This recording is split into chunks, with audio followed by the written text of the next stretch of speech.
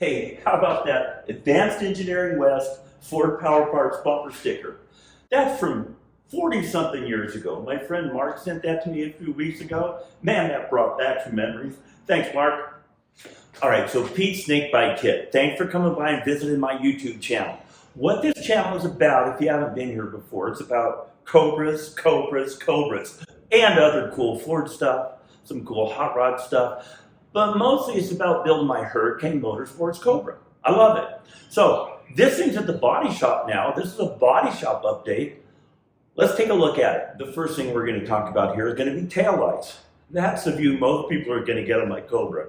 Anyway, there's two kinds of taillights that came on Cobras. Mine are rectangle. Some of them had two round taillights. For the most part, the street Cobras have round ones, and the SCs had rectangle taillights, the SC being the one that would have had a roll bar, side pipes, a hood scoop, and a big block. Nothing's never on a Cobra. I mean, that's kind of a good rule to follow. I'll show you a car that's a mix of the two, but let's take a look first at these taillights. I want to show you a couple of details, what they're doing at the body shop. So my Cobra, as you can see, has got rectangle taillights. That's what I think is appropriate for what I'm building, which of course is a replica of a 427 SC Cobra. So the body of Hurricane Cobras was actually splashed off of a street roadster, and we'll talk about some differences between those two. But for the most part, the street roadsters had a round taillight. The SCs had a rectangle taillight. I believe some of the early street roadsters had rectangle taillights. I could be wrong on all of this. These were handmade cars, and anything could have happened on them. So here's a view at the back of, this is an original car, and it's a 427 street roadster. You can see it had undercar exhaust. It did not have side pipes. This one has round tail lights. Like I say, I believe most of them had that.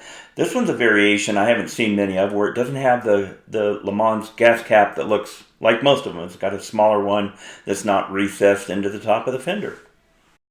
Here's a really cool Cobra that I saw outside the museum, the Cobra Experience in Northern California. I believe it's one of the guys that's a partner in the museum. So I think this car started out as a street roadster. So I believe the roll bar was added, the side pipes, the hood scoop, and so on. And a lot of that happened while these cars were fairly new.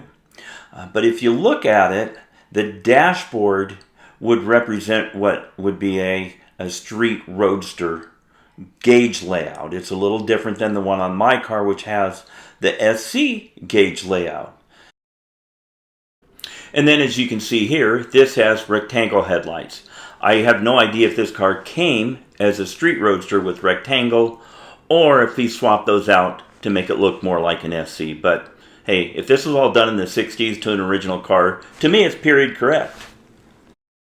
So here's what the body shop's doing with mine. Like I said, my car was shaped to fit round taillights, but I want rectangle ones. So they're actually reshaping the back of the fenders there to fit the rectangle taillights. I think that's going to be a really nice touch.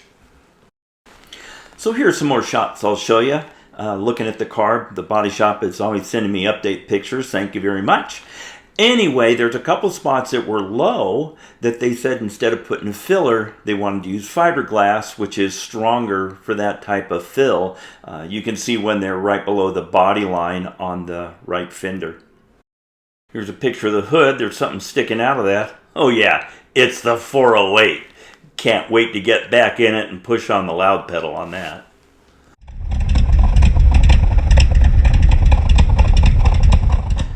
So these last few pictures, what I want to talk about is the gaps between the door and the body, the hood and the body, the trunk and the body. When I've seen Cobras at car shows and the gaps are inconsistent, or they're too wide or they're too small, honestly, I think it looks bad. So this is one of the things I'm really happy that I had a professional do this. And I've seen some guys that have painted their own Cobras, and this stuff is spot on. If people would have done it themselves, it wouldn't have been. Okay, that wraps it up for our body shop update on the Cobra. Hope you enjoyed that. Can't wait till that thing's bright red. When I see it, you're gonna see it. Thanks for watching. See you next time.